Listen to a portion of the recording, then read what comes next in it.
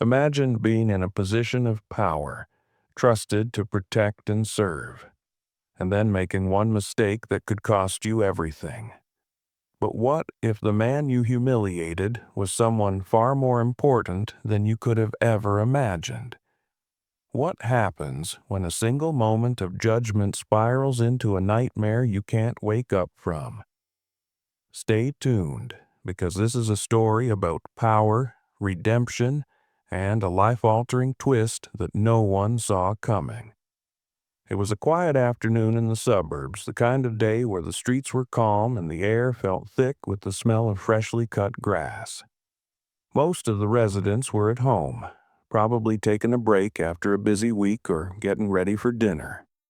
The neighborhood was peaceful, or at least that's how it seemed. On the corner of Elm Street, under the shade of an old oak tree, Sergeant Harris sat in his patrol car, watching the world go by. It was supposed to be a normal shift, just another round of checking up on the neighborhood. But then he noticed something.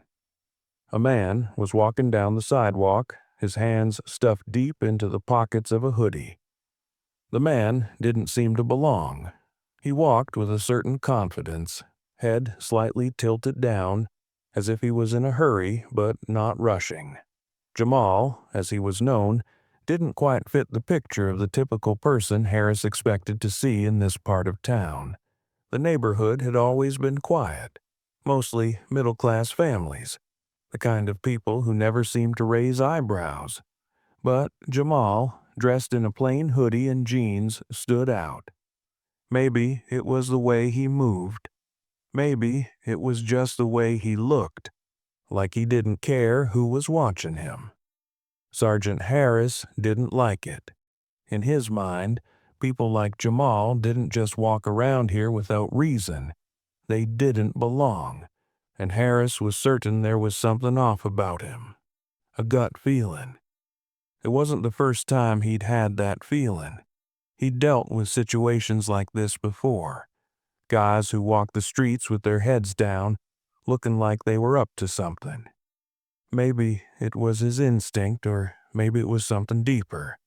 But today, Harris wasn't going to let it slide. He was going to make sure. He put the car in gear and slowly pulled out, keeping his eyes fixed on Jamal as the car rolled down the street.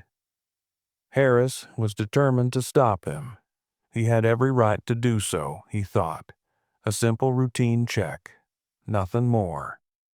He rolled down the window as he neared the man, the engine idling loudly. "Hey," Harris called out, his voice low but firm. "You need something, or you just hanging around here?" Jamal stopped in his tracks and turned his head slightly. He didn't look afraid, didn't look nervous. He just gave the officer a steady, almost indifferent glance. "Just walking," he said, his voice calm but with an edge of finality, as if that was all there was to it. The officer's eyes narrowed. He wasn't convinced. "Walking, huh?" Harris repeated, though he didn't sound impressed.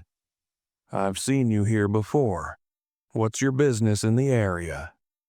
Jamal's expression didn't change. He stood still, his posture relaxed. "I live nearby," he said, his tone measured. Harris wasn't buying it. He wasn't convinced that this man, this stranger, had any business being in this neighborhood. His gut told him there was something more to this guy, something he was hiding. He leaned forward, his eyes scanning Jamal up and down. Something didn't feel right. "I'm gonna need you to show me some ID," Harris said, his voice becoming sharper now. "You don't just hang around these parts without a reason." Jamal's face remained unreadable, though the corner of his lips twitched slightly. "I'm not doing anything wrong," he said evenly, not showing any signs of backing down. But Harris wasn't letting him off the hook that easily. He stepped out of the patrol car, his boots scraping against the pavement. "Let's see some ID now," Harris repeated, his voice cold, his authority unshaken. "I don't have time for this." Jamal didn't move, just stared at Harris for a moment, the tension thickening in the air. There was a sense of calm in the way Jamal stood there, something that made Harris uneasy. Was he being too harsh? Number. He knew he wasn't. There was something about this guy, something off. Jamal finally sighed, shifting his weight but not moving an inch closer to the officer. "You really want to do this?" he asked, his voice still calm but now carrying a faint trace of frustration. Harris didn't back down. He wanted answers. "Yes, I do." Jamal stood still for a beat, as if measuring his options, and then, slowly, he reached into his pocket. Harris was ready for a confrontation. Maybe the guy would pull out a knife or try to run, but when Jamal pulled his hand back out, there was no weapon, just his phone. Harris's eyes flicked between Jamal and the phone, growing suspicious. "What's that?" he asked. Jamal held the phone up slightly, almost as though it was a casual move, but there was something intentional in the gesture. "Just showing you who I am," Jamal said, tapping a few buttons. Harris watched closely as Jamal swiped the screen. The officer's eyes narrowed, still unsure of what was happening. Then Jamal turned the phone towards him. A photo appeared. A smiling Jamal standing next to a man in a sharp suit, both of them at a charity event, looking perfectly at ease. The man in the suit was familiar. It was the mayor. Jamal's voice was calm, but there was a bite to it now. "I think you should know who I am, officer." For the first time, Harris hesitated. The realization hit him hard, but it was already too late. The moment had passed. The damage was done. He stared at the phone, at the smiling faces in the picture, his throat tightening as the weight of the situation sank in. The mayor's son. Harris didn't know whether to feel embarrassed or angry. Maybe both. But what was done was done. Jamal didn't say another word. He put the phone back in his pocket, turned on his heel, and began walking away. Harris stood frozen for a moment, his mind racing. What had he just done? This was just the beginning. Harris stood there, his feet rooted to the ground as he watched Jamal walk away. For a moment, everything around him seemed to blur. The quiet neighborhood, the hum of his patrol car, even the distant chatter of people. Everything faded into a dull background noise. His mind was racing. The mayor's son. The realization hit him like a slap to the face. How could he have missed it? How could he have been so blinded by his own assumptions that he didn't even recognize who Jamal was? The image on the phone haunted him. The mayor's son standing there with a smile, looking completely at ease, while Harris had treated him like a criminal.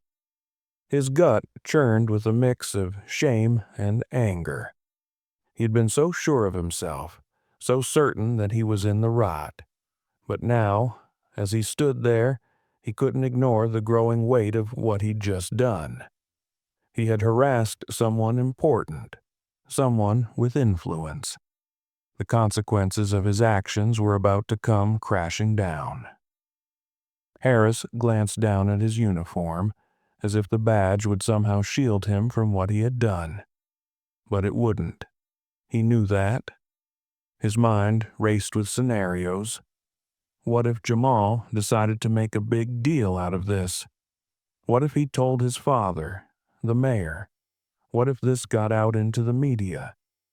The thought of being dragged through the mud, losing his job, his reputation, he couldn't bear it. Harris could feel his palms sweating, his heart beating a little faster now. He quickly jumped back into his patrol car and drove off, trying to push the incident out of his mind. He needed to act fast. Maybe, just maybe, if he didn't make a big deal out of it, if he didn't draw attention to it, it would all blow over. But the more he thought about it, the more the doubt crept in. Could he fix this? Could he smooth things over before it spiraled out of control? It was clear he was on thin ice. He needed to do damage control, and he needed to do it fast. As the sun began to dip below the horizon, the first whispers of what had happened began to spread. Harris didn't know it yet, but his encounter with Jamal was already being shared among the neighbors. People had seen the confrontation, and word was already getting around. What started as a simple, ordinary traffic stop was quickly turning into something much bigger. The first person to pick up the phone and make a call was Mrs. Henderson, an elderly woman who lived 2 doors down from where the incident had happened. She had been sitting on her porch when she saw the police car pull up and stop Jamal. She had heard the voices raised in anger, the officer's accusations, the tension in the air. She didn't know what was going on, but something about the whole situation didn't sit right with her. By the time the evening news hit, the story was already circulating. The headline was simple: Police officer harasses local resident. Turns out he's the mayor's son. It was everywhere. And for Sergeant Harris, it was the beginning of his worst nightmare. At first, Harris tried to ignore the calls and messages that started coming in. He didn't want to face the truth of what he had done. He had hoped the incident would just fade away, but that was not going to happen. The mayor's office had already been alerted. Jamal's phone call to his father had been short but firm. It didn't take long for the mayor to demand answers. The mayor, known for his calm and composed demeanor, had never been one to let personal matters interfere with his public life. But this was different. His son, Jamal, had been mistreated by a member of the police force, and it didn't matter how it happened or who was involved. It was a matter of principle. The mayor immediately began to make calls, gathering information about the incident, while Harris was left in a state of panic.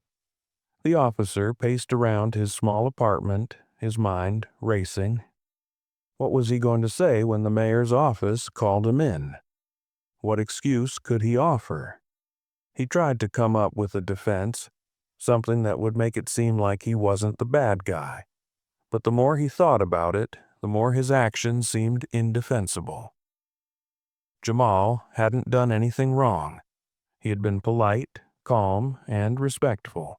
Harris, on the other hand, had let his assumptions and biases take over, treating Jamal as though he was guilty before he had even done anything. And now, the mayor was involved. The phone buzzed in his hand, snapping him out of his thoughts. It was his sergeant, the one who had always had his back. Harris answered quickly, hoping for some guidance. "Harris," the voice on the other end said, a bit colder than usual. "We need to talk. The mayor's office just called. They're asking for an explanation. You better have one because it doesn't look good." The words hit Harris like a punch to the gut. The mayor's office. The man he had been disrespecting. He was the mayor's son. He didn't even know how to begin explaining what had happened. How could he justify treating Jamal the way he had? I don't know what to say," Harris stammered, his voice shaking a little. "I didn't know who he was. I just—" "You messed up, Harris," his sergeant cut him off. "And now you're going to have to deal with the fallout.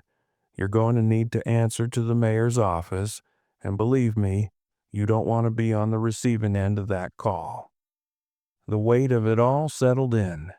Harris realized that the situation was far from over, and he wasn't sure how much longer he could keep his job or his dignity intact. As he hung up the phone, he stared at the wall in front of him. He was stuck. There was no easy way out of this, and the worst part was he knew deep down that he had brought this all on himself. The next morning, Sergeant Harris sat at his desk in the station, trying to focus on his paperwork, but his mind kept drifting back to Jamal, to the encounter that had changed everything. He couldn't shake the image of Jamal showing him that picture of himself with the mayor's son. It kept repeating in his head, a constant reminder of just how wrong he had been. The phone on his desk rang, cutting through his thoughts. Harris hesitated for a second, his heart racing. He knew who it was. He had been expecting this call. The mayor's office. "Sergeant Harris," he answered, trying to sound calm, but his voice was tight. "Good morning, Sergeant," came the voice on the other end. It was a woman, but her tone was formal, businesslike. "This is Linda from the mayor's office. We need to discuss the incident with Mr. Jamal Thompson." Harris felt a cold sweat form at the back of his neck. "Yes, of course. I'm aware of what happened," he said quickly, but the words sounded hollow even to his own ears. I didn't know who he was. I stopped him because—" "We know what happened, Sergeant," Linda interrupted, her voice still calm but with an edge of authority. "The mayor has asked to speak with you directly. Please come to the office. We'll be expecting you in the next hour." Harris's stomach tightened. The mayor. The man he had disrespected. The one who had the power to make his life very difficult, if not destroy it entirely. He had to go to the mayor's office. He had no choice. But the fear was settling in now. What would the mayor say to him? What would happen next? He hung up the phone and took a deep breath. He couldn't back out now. He had made his bed, and now he had to lie in it. Harris arrived at the mayor's office exactly an hour later. He had driven there in a daze, trying to come up with the right words, rehearsing his apology in his head over and over. He wasn't even sure what he wanted to say, just that he needed to make it right. But the more he thought about it, the more the pit in his stomach grew. There was no way to undo what had already been done. He walked into the building, his uniform heavy on his shoulders. The lobby was sleek and modern, with polished marble floors and walls lined with framed photos of the mayor's many charity events. It was the kind of place that screamed power. Harris felt small and out of place, like an outsider who didn't belong in this world. A woman in a gray suit greeted him at the front desk. "Sergeant Harris, the mayor is expecting you. Please follow me." He followed her down a long hallway, his footsteps echoing in the empty space. The mayor's office was at the very end. He felt like he was walking into the lion's den, and every step he took only made him more nervous. When they finally reached the door, the woman knocked twice, then opened it without waiting for a response. Harris stepped inside. The mayor's office was exactly as he had imagined, large, with floor-to-ceiling windows offering a breathtaking view of the city skyline. The mayor himself was sitting behind a large, polished desk, his face serious but composed. Jamal was sitting in a chair to the side, his arms crossed, watching Harris with a neutral expression. "Sergeant Harris," the mayor said, his voice even but firm. "Please have a seat." Harris hesitated, his palms sweating as he took a seat across from the mayor. The tension in the room was palpable.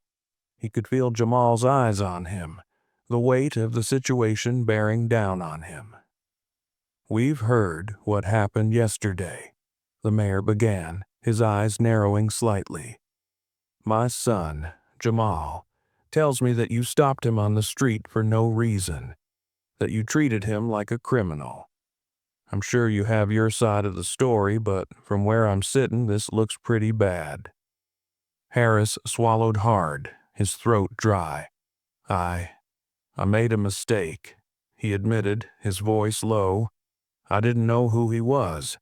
I stopped him because I thought he didn't belong in the neighborhood, but that was wrong. I should have." The mayor held up a hand, cutting him off. "I understand that, but that doesn't excuse the way you treated him. Jamal was just walking down the street, minding his own business. You didn't have the right to question him like that, let alone demand ID, and you certainly didn't have the right to treat him the way you did." Harris looked at Jamal, who was still sitting quietly, his gaze unwavering. The anger in his eyes was hard to miss, but it was mixed with something else. Disappointment, maybe? Harris couldn't tell. I know I messed up," Harris said, trying to steady his voice. "I regret what I did. I'm sorry. I didn't mean to cause any trouble. I should have handled it better." The mayor stared at him for a long moment, his fingers tapping slowly on the desk. "I can't just let this go, Sergeant. My son might be forgiven, but I can't ignore the fact that an officer of the law acted in a way that could undermine trust in the police department." Harris's heart sank. He had known it wouldn't be easy, but hearing the mayor say it out loud made it feel all the more real. His career, his reputation, it was all on the line now. "I'm going to have to report this to Internal Affairs," the mayor continued, his tone unyielding, "and depending on their findings, there may be consequences for your actions. You've put yourself, your department, and my family in a very difficult position." Harris nodded, his head hanging low. He knew it was coming.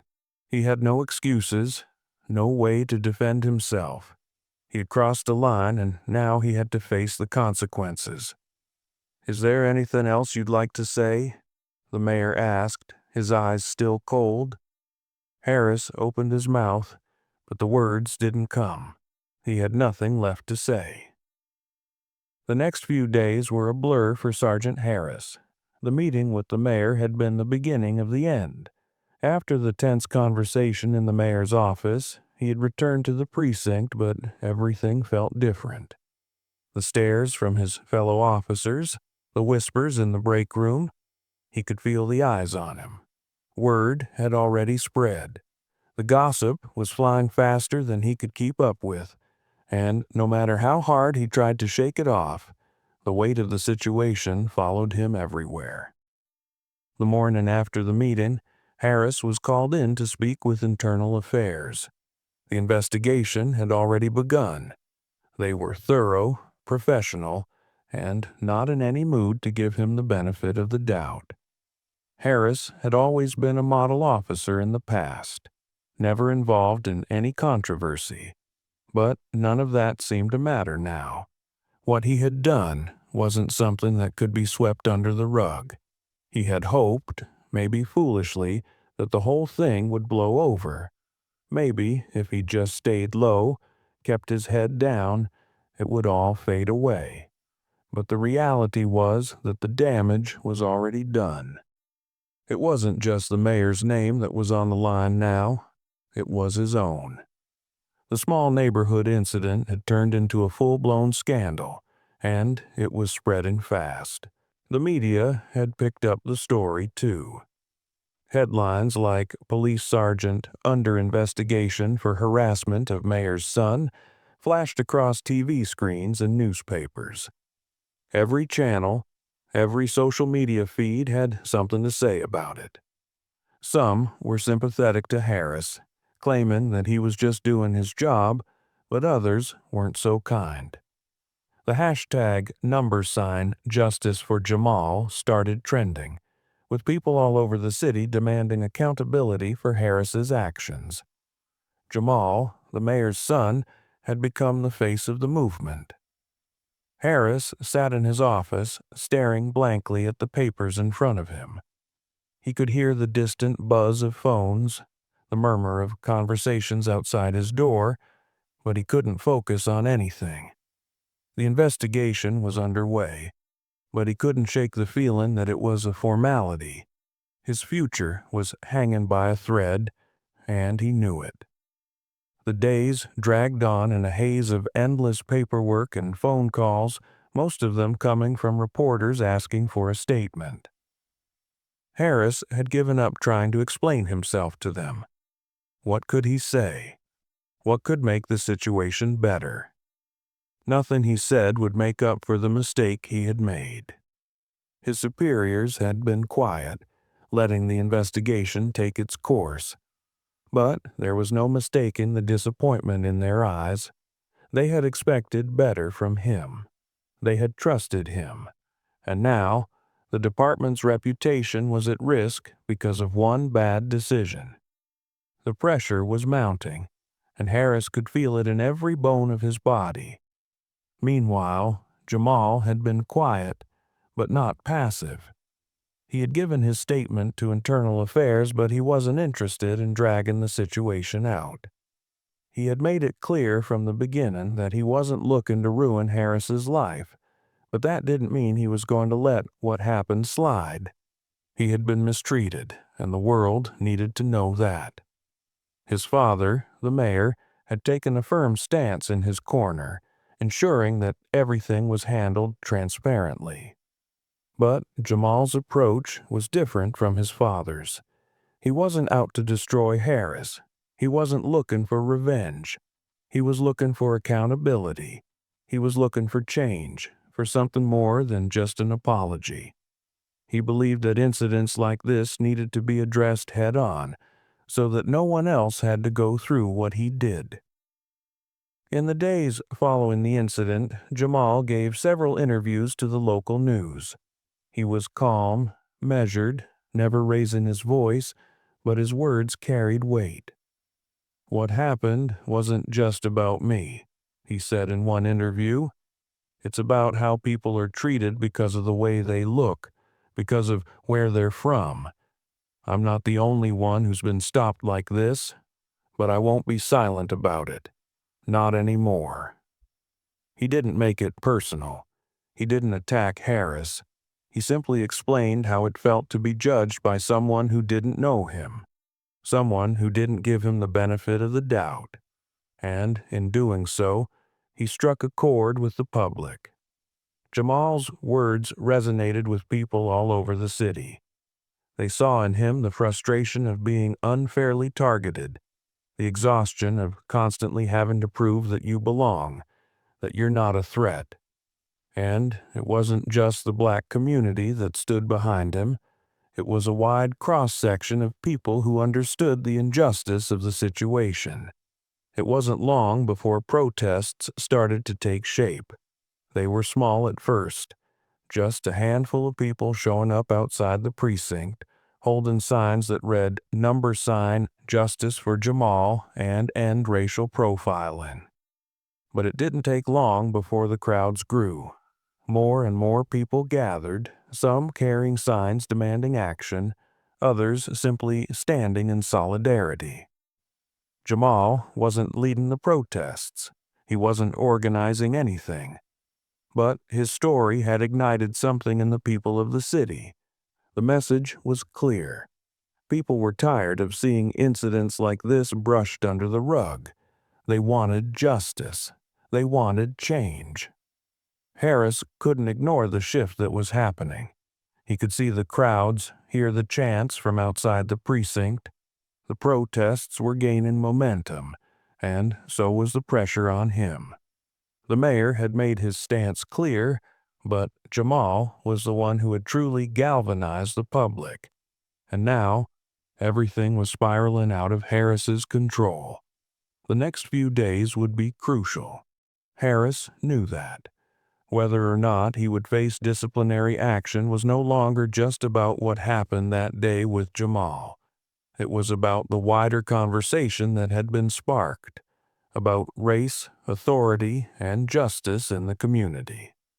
Harris was no longer just a police officer facing an internal investigation. He was now a part of a larger story, one that he wasn't sure how to escape. As the days passed, the pressure on Sergeant Harris only intensified. The protests outside the precinct continued to grow, becoming a constant reminder of the gravity of his actions. Every morning as he walked into work, he could hear the distant chants of the demonstrators, their voices rising in unison. It was like a drum beat in the back of his mind, a relentless reminder of what he had done and the weight of the consequences that were now bearing down on him. Inside the precinct, the atmosphere was heavy with tension. Officers who had once greeted him with camaraderie now avoided his gaze. There was no real conversation, just silent nods and quick glances. The rumor mill was in full swing, and it seemed like everyone had an opinion on what should happen to him. Some of his colleagues were sympathetic, others weren't. They knew Harris. They knew his character. He wasn't the type to go around harassing people, let alone the mayor's son. But even they knew that this situation wasn't something they could easily sweep under the rug. Harris had always prided himself on being a man of integrity, a good cop who did his job without stepping out of line. But now, with his future hanging by a thread, he was starting to realize just how quickly things could spiral out of control. The mayor had made it clear that he couldn't ignore what had happened. Internal Affairs was already deep into their investigation, and public opinion was turning against him. People were calling for him to be fired, and the mayor wasn't backing down.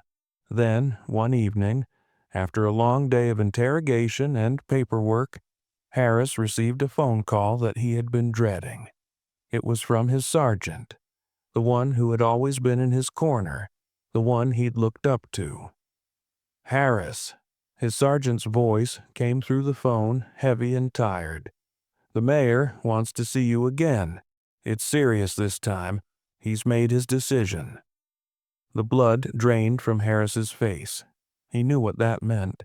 The mayor didn't call someone in for a friendly chat when their future was still up in the air. The man had already made up his mind. "Can you meet him tomorrow?" the sergeant asked. Harris swallowed hard, trying to keep his composure. "Yeah, I'll be there." The next morning, he showed up at the mayor's office once again.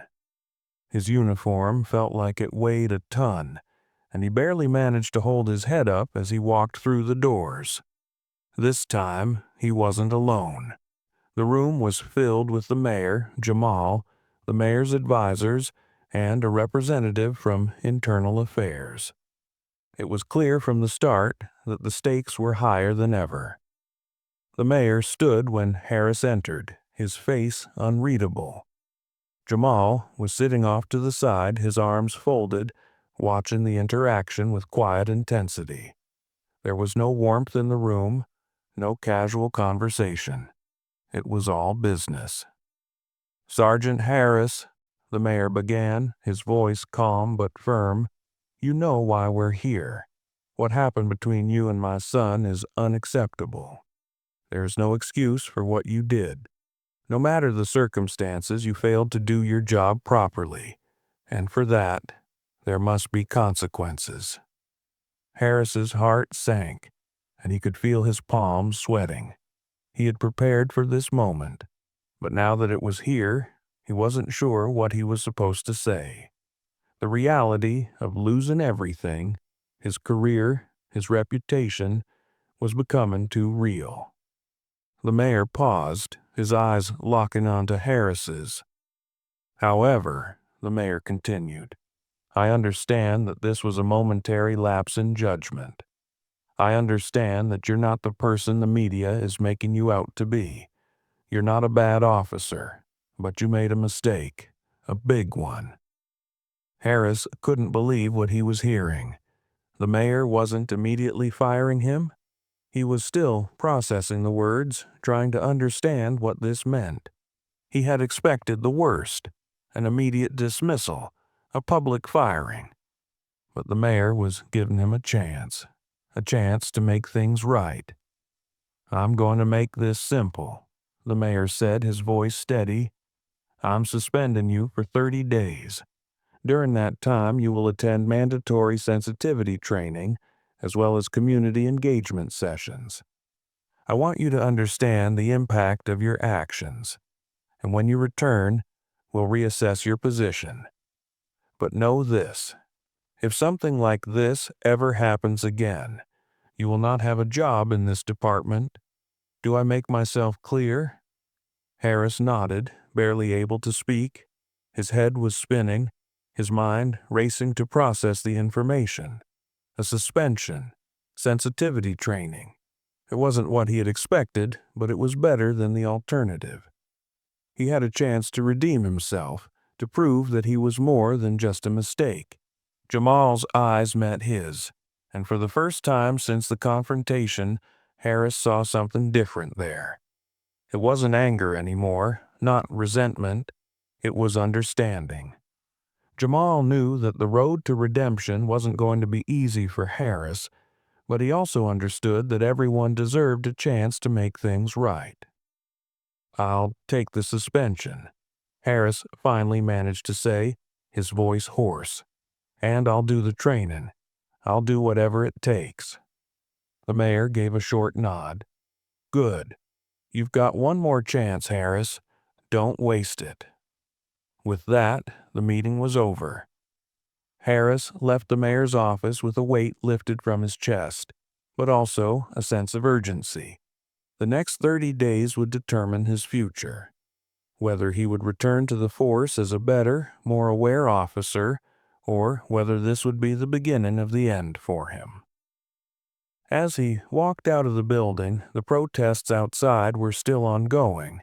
The chants were quieter now, but they still echoed in the distance, a constant reminder of the battle that had just begun. Harris wasn't out of the woods yet. He had to prove that he could change. But for the first time in days, he felt a spark of hope. Maybe, just maybe, he could turn this around. The first day of Sergeant Harris's suspension felt like a long, drawn-out nightmare. The guilt from the incident with Jamal still gnawed at him, and now, with the clock ticking on his 30-day suspension, he had to face the reality of what he had done. He'd been given a chance to prove himself, to show that he was capable of learning from his mistakes, but it wasn't going to be easy. The sensitivity training was mandatory, part of the deal the mayor had offered. Harris had hoped it would be a simple, quick process. A few seminars, a few discussions, but as soon as he entered the training center, he realized it was going to be far more than that. The room was filled with other officers from various departments, all of them sitting quietly, waiting for the session to begin. Some of them looked bored, others seemed genuinely uncomfortable. Harris could feel their eyes on him as if they knew exactly why he was there. The instructor, a middle-aged woman named Karen, stood at the front of the room and addressed the group. She was calm, but there was an intensity in her voice that made it clear she wasn't there to coddle anyone. This was serious. "We're here because you've all done something that requires reflection. You've crossed a line. Some of you may be here because of complaints, others because of your own actions. Either way, this is a wake-up call. The world is changing, and so must we. We can't afford to be blind to the biases that shape our decisions, especially when those decisions affect people's lives." Harris shifted uncomfortably in his seat. The words were hitting him harder than he had expected. He had always prided himself on being a good cop, someone who followed the rules, but he hadn't realized just how deeply ingrained some of his own biases had been until now. Karen continued, "Over the next few weeks, we'll explore how unconscious bias can affect your interactions with the public. We'll also talk about the importance of community trust, and how the smallest actions can either build or destroy that trust. This isn't just about following the law, it's about recognizing that the law must be applied fairly, equally to everyone." As she spoke, Harris couldn't help but think back to the day he had stopped Jamal on the street. The way he had assumed the worst, the way he had treated Jamal like a criminal, simply because of how he looked. It was like a punch in the gut every time he thought about it. He wasn't a bad person, not in his heart. But in that moment, he had let his own assumptions cloud his judgment, and now there was no escaping the consequences. The rest of the day was filled with role-playing exercises, group discussions, and uncomfortable silences. Harris had to listen to stories from other officers, hear about their own experiences with bias, and how they had handled situations poorly. He listened intently, absorbing everything, but it wasn't easy. Every time an officer shared an experience, he felt a knot tighten in his stomach. It reminded him that the kind of thinking that had led to his confrontation with Jamal wasn't isolated to just him. It was something systemic, something that needed to change. After the first day of training, Harris was exhausted, both mentally and emotionally. He had hoped that it would be easier, that he could get in, do his time, and get back to work. But now, he wasn't so sure. That night, as he sat at home, his mind kept returning to Jamal. He had been so sure of himself in the moment, so certain that he was doing the right thing. But now, with the clarity that came from the training, Harris could see how wrong he had been. He wondered how Jamal was feeling, whether he was still angry, still hurt by what had happened. The next few days followed a similar pattern. Each session seemed to dig deeper, forcing Harris to confront his own prejudices and the blind spots he had never noticed before. The more he learned, the more he realized just how much work he still had to do. He wasn't out of the woods yet. The training was only the beginning. He had to prove, not just to the mayor, not just to his department, but to himself, that he could change, that he could be better. And that meant facing the uncomfortable truths that had been right in front of him all along. As Harris went through the training, Jamal continued to speak out. He had been silent for a while after the incident, but now, with the protests still ongoing and the media coverage continuing to grow, he felt a responsibility to keep the conversation going. He wasn't interested in revenge. That wasn't his goal. But he knew that the public needed to hear the full story, to understand the real impact of what had happened that day. Jamal started attending community meetings, speaking at town halls, and sharing his experience with local news outlets. He wasn't just talking about his own encounter with Harris. He was talking about the bigger picture. The way communities of color were often treated by law enforcement, the way bias could creep into everyday interactions, even when no one meant any harm. "I'm not the first person this has happened to," Jamal said in one of his interviews, "and I won't be the last. But it's time for that to change. We need police officers who see people for who they are, not just their skin color. We need officers who don't assume the worst, who don't treat people differently based on where they come from." The message was clear, and it resonated with many. Jamal's calm, thoughtful responses made him even more relatable to the public. They saw him not just as the mayor's son, but as someone who had been wronged, someone who was willing to stand up for what was right. The protests didn't stop, but they did begin to shift in focus. Now, the crowds weren't just protesting Harris's actions. They were demanding broader police reform, better community relations, and an end to racial profiling. Jamal's words had sparked something much bigger than a single incident. For Harris, it was a wake-up call. He knew the road ahead wasn't going to be easy, but he also knew that Jamal's fight for justice was part of something much bigger. And for the first time in days, he felt a glimmer of hope that maybe, just maybe, this could be a turning point. Not just for him, but for the entire community. The day had finally arrived. Sergeant Harris had completed his 30-day suspension, and now he stood outside the mayor's office waiting to hear his fate. The past month had been a blur of training, self-reflection, and personal growth. Harris had done everything asked of him.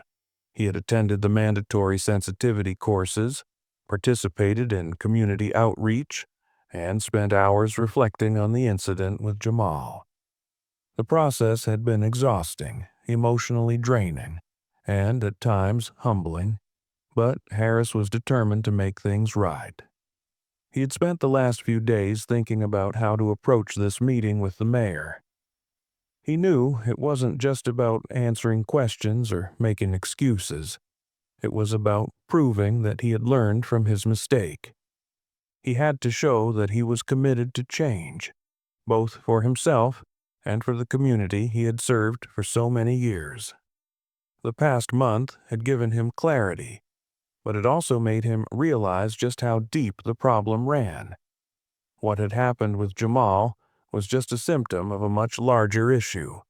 Harris had been a part of that system, a system that, at times, treated people unfairly, especially those from marginalized communities. And if he was going to stay in the force, he had to be a part of the solution, not just the status quo. The door to the mayor's office opened, and Harris was ushered in. The mayor, Jamal, and a few of the mayor's advisors were already seated around the table. Jamal, who had become the face of the movement for police reform, sat across from the mayor, his arms crossed. He didn't look angry, but there was a quiet determination in his eyes. Harris could sense that Jamal wasn't there for a simple apology. He was there to see if real change was happening. The mayor, as always, was calm and composed. He looked up at Harris as he entered, his gaze steady. "Sergeant Harris," the mayor began, "thank you for coming. I hope the last 30 days have been a time of reflection for you, because today is the moment where we decide what happens next." Harris nodded, swallowing the lump in his throat. "Yes, sir. I've had time to reflect, and I've learned a lot." The mayor didn't waste time with pleasantries. He got straight to the point. "I've been briefed on your training, your community engagement efforts, and your progress. I've heard from the community members you've spoken with, and the feedback has been mixed. Some see your efforts as sincere, others as an attempt to save face. But the question remains, are you truly committed to change? Because actions speak louder than words, Sergeant." Harris took a deep breath, steadying himself. "I am, sir. I'm not asking for forgiveness. I'm asking for a chance to prove that I can be part of the change. I know what I did was wrong, and I know that this job is about more than just following orders. It's about serving the community with fairness and respect, regardless of who they are or where they come from. I've spent this month learning what that truly means." Jamal's eyes never left Harris. There was no smile, no nod of approval, just a quiet intensity. He was waiting for Harris to show that he had learned, waiting to see if this moment would mark a real shift, not just for Harris, but for the entire department. The mayor looked at Jamal, then back at Harris. "You've been given a second chance, Sergeant. Now, you need to prove that you're worthy of it. I'm lifting your suspension, but there are conditions. You will continue your community outreach, but this time, I want you to focus on building bridges. You'll spend time working with local organizations, especially those focused on racial justice. You'll attend additional training, not just sensitivity courses, but practical sessions on de-escalation and community policing. We'll be monitoring your progress closely." Harris nodded, his heart pounding. He had expected something like this, more work, more accountability, but it wasn't just about keeping his job anymore. It was about making things right.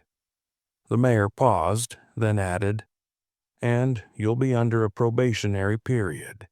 If we see any signs of regression, if you go back to the same behavior that led to this incident, you'll be gone. No second chances. Do I make myself clear?" "Yes, sir. Crystal clear," Harris responded, his voice firm. Jamal stood up slowly, his gaze never leaving Harris. "This isn't just about you, Sergeant. It's about the trust between law enforcement and the community. People need to believe that officers are there to protect them, not judge them. If you want to be a part of the solution, you need to walk the walk. Words won't cut it anymore." Harris stood taller now, feeling the weight of Jamal's words. "I understand, and I'll do everything in my power to prove I'm worthy of that trust."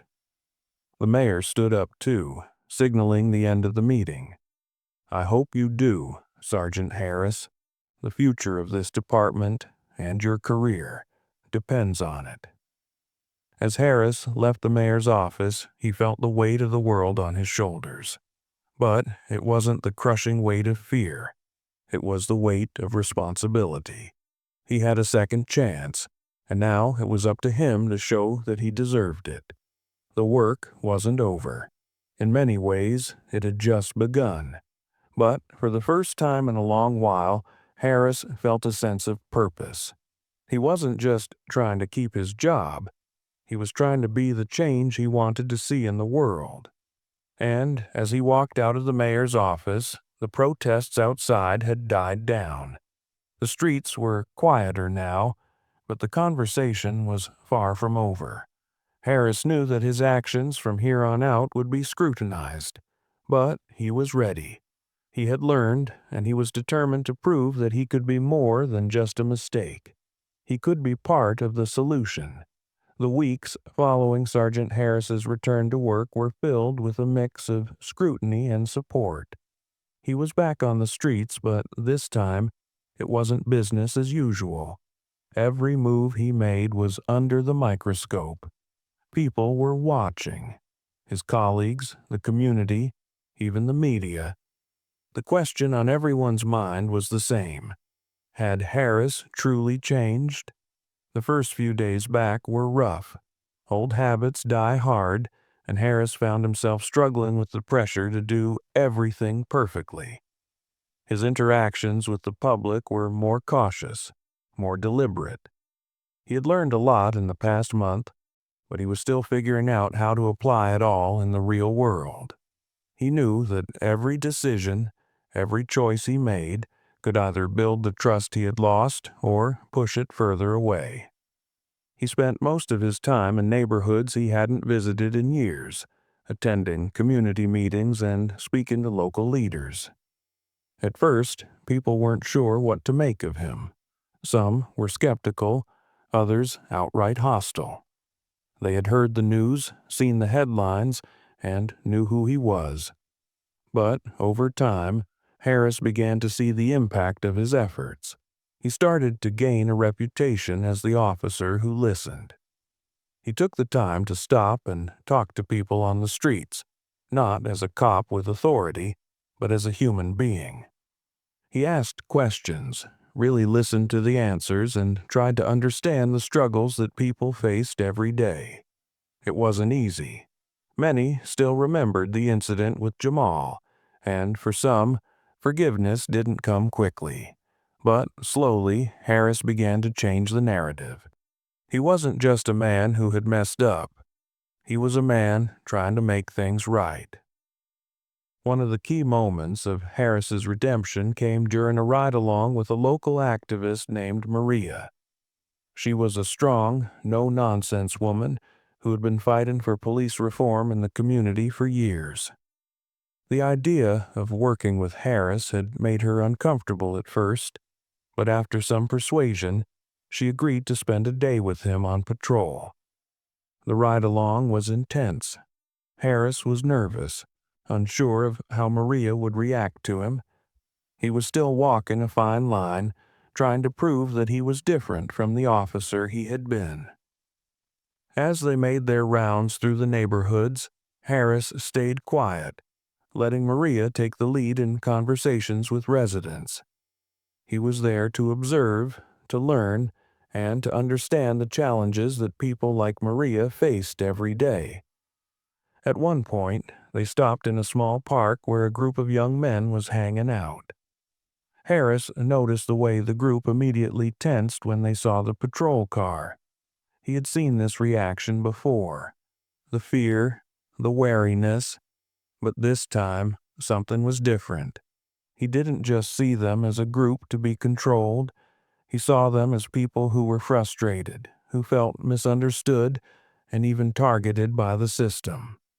Maria stepped out of the car first, followed by Harris. She started talking to the group, and Harris stood back, quietly observing. It wasn't long before one of the young men, a teenager named Malik, pulled Maria aside.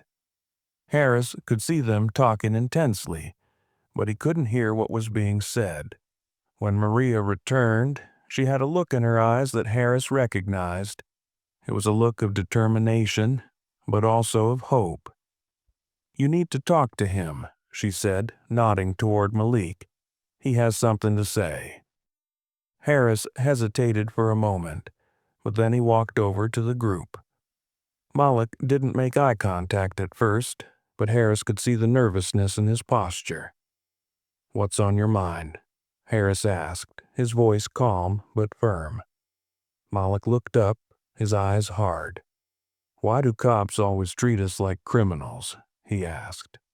"Why do you guys just assume we're up to something?" It was a question Harris had heard before, but hearing it from someone so young, someone who had clearly been shaped by those interactions, made it hit harder. He could feel his heart racing, but he knew this was the moment that mattered. "I don't know, Malik," Harris said quietly, "but I'm trying to change that. I'm trying to be different. I'm trying to be someone you can trust, not someone you fear." There was a long silence. Malik studied Harris for a moment before speaking again. "I don't know if I can trust you, but maybe I can give you a chance." It wasn't much, but to Harris it felt like a breakthrough. He had no illusions that this one moment would solve everything, but it was a step in the right direction. The ride-along ended not with grand gestures, but with a quiet understanding. Harris wasn't there to fix everything in one day. He was there to build trust, one conversation at a time. In the following weeks, Harris continued to work alongside community leaders and activists, attending more meetings and engaging with residents. He still faced skepticism, and there were times when people reminded him of the mistake he had made. But it no longer felt like a wall between him and the community. Instead, it felt like a challenge he was determined to meet. One evening, as Harris was finishing his shift, he ran into Jamal again. This time, it was different. They didn't just pass each other in the street or exchange a few words. This time, Jamal stopped him. "Sergeant Harris," Jamal said, his voice steady, "I've been hearing good things about you." Harris looked up, surprised. "Good things? From who?" "From people in the community," Jamal replied. "They've noticed the effort you're putting in. It's not just about what happened anymore, it's about what you're doing now, and I can respect that." Harris felt a weight lift from his chest. This wasn't forgiveness, not entirely, but it was respect, and that was a start. "Thanks, Jamal," Harris said, his voice sincere. "I'm not perfect, but I'm trying." Jamal nodded. That's all anyone can ask for. As Harris walked away, he realized that redemption wasn't about erasing the past. It was about moving forward, doing the work, and proving that change was possible. It wasn't going to be easy, and there would always be people who remembered the mistake he had made. But he was determined to show them, and himself that he could be better. The road ahead was long, but for the first time in a long time, Harris felt like he was on the right path. Months passed, and the changes were becoming more visible. Sergeant Harris was no longer just a cop doing his job. He had transformed into a symbol of something bigger. The community had begun to see him in a new light, not as the officer who made a mistake, but as the officer who was working every day to fix it. Harris had learned one hard truth. Trust couldn't be built overnight. The road to reconciliation wasn't paved with grand speeches or apologies. It was paved with consistent actions. He had to earn back the respect of the people he once overlooked, and that meant more than just showing up to meetings or patrolling the streets. It meant being present in their lives, understanding their struggles, and making sure that his actions reflected the lessons he had learned during those first painful months. One day, Harris was on patrol when he saw a group of teenagers gathered around the corner store. They were chatting and laughing, but as soon as they saw Harris's patrol car approach, they froze. Harris wasn't surprised. He had been here before, and he knew how it felt to see a cop on the street. To some, he was just another figure of authority, a reminder of all the things they felt were wrong with the system. But this time, Harris did something different. He didn't stop the car, roll down the window, and flash his badge. Instead, he parked a few feet away and walked up to the group. "What's going on, guys?" he asked, his tone light but genuine. The teenagers looked at each other, unsure of how to react. One of them, a young man named Chris, stepped forward. Nothing, man. Just hanging out." "I see," Harris said, nodding. "You guys getting into trouble?" He grinned, trying to keep the mood relaxed. Chris shrugged. "Nah, we're just chilling." Harris nodded again, scanning the group. "All right, but if you need anything, you know where to find me, right? No trouble here, just make sure you're being safe." The group looked at him, some still hesitant, others with curiosity. Finally, Chris spoke again. "You're not like other cops," he said, almost as if trying to figure out what that meant. Harris paused, his heart racing slightly. "I'm just a guy trying to do better," he replied quietly. "But if you ever need someone to talk to, I'm here. That's what I'm trying to do now. Be someone you can talk to." The silence that followed wasn't uncomfortable. It was contemplative. Chris nodded, and the rest of the group relaxed, giving Harris a brief but sincere nod of acknowledgement. Harris didn't expect to change their minds in one conversation, but it was a small victory. In that moment, he had become something more than just a symbol of authority. He had become a person they could relate to. He wasn't a perfect officer, but he was willing to try, and sometimes that was enough. Over time, Harris's efforts began to show in more than just interactions on the streets. He worked closely with the local organizations, helping to organize events that brought the community and law enforcement together. He facilitated discussions between young people and officers, creating spaces where both sides could air their frustrations and hopes for the future. He wasn't there to play the role of the good cop. He was there to be an ally, a partner in rebuilding the relationship between law enforcement and the community. Meanwhile, Jamal's work continued too. His platform had gained national attention after the incident, and he became a prominent voice in the movement for police reform. He never let the past define his relationship with Harris, but he also never let him off the hook too easily.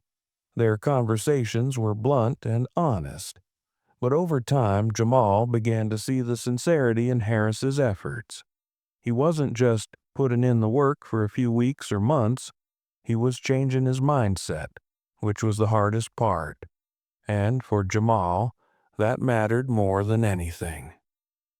One evening, a few months after the ride-along, Jamal approached Harris at a community event. It was a local gathering at a park where both police officers and civilians had come together for a barbecue and basketball game. The event was loud, full of laughter, and filled with a sense of cautious optimism. "You know," Jamal said, walking up to Harris with a slight smile, "I've been thinking about you a lot lately." Harris raised an eyebrow, surprised. "Uh-oh. Is that good or bad?" Jamal chuckled. "Good, actually. I've been hearing a lot of positive things. You're actually making a difference out here." Harris felt a wave of relief wash over him. "I'm just trying to do my part." "I know," Jamal said, his expression serious again, "but it's not easy. It's hard work to change people's minds, to build trust. You've got a long way to go." "I know," Harris agreed, "but I'm not going to stop." Jamal studied him for a moment, then extended his hand. "I respect that, and I think you're on the right path." Harris shook his hand firmly. "Thanks, Jamal. That means a lot." As the months turned into a year, the changes were undeniable. The relationship between the police department and the community wasn't perfect, but it was better. Harris had learned that redemption wasn't about the absence of mistakes. It was about how you responded to them, how you learned, and how you treated others along the way. The protests had slowed, but the work was far from over. Jamal's calls for police reform continued, but now Harris was standing beside him, not as an enemy, but as an ally. He had earned the community's trust, one small step at a time, and he had done it by listening, learning, and being willing to change. In the end, Harris realized that the redemption he sought wasn't just for his career, it was for the community he served. And as long as he kept putting in the effort, he knew that the changes he was part of would continue to grow. One conversation, one action, one day at a time. A year had passed since that fateful day when Sergeant Harris's life had changed forever. The controversy, the public scrutiny, and the aftermath of his actions still lingered, but they no longer defined him. Instead, what defined him was the work he had done to rebuild the trust he had lost, to mend the relationships fractured by his earlier mistakes. It was a crisp morning when the mayor's office called.